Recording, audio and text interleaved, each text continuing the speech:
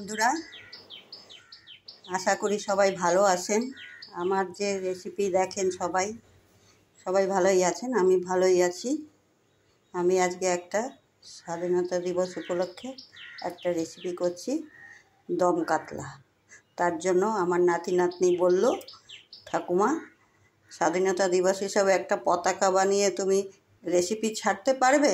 আমি বললাম, হ্যাঁ ছাড়বো।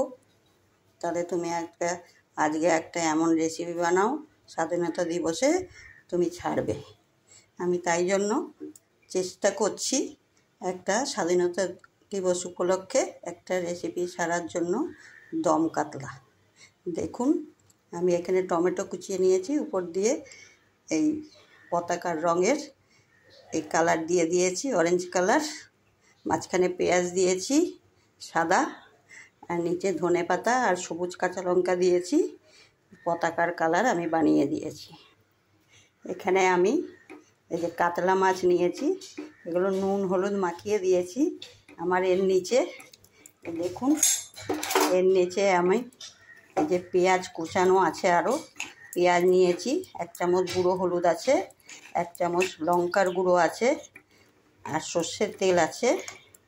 দিয়ে আমি এইগুলো নুন দিয়েছি, নুন দিয়ে এবার ওই পতাকার রঙটা এর মধ্যে দিয়ে মিশ্রণ করে সব মিশিয়ে আমি এটাকে দম কাতলা বানাবো।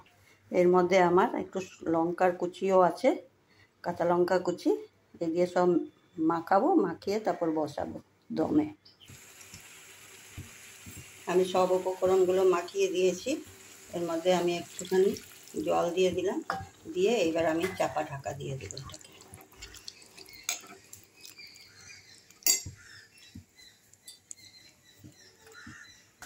দেখুন বন্ধুরা, আমার এইটা হয়ে আসছে, এটাকে এখন নামাবো।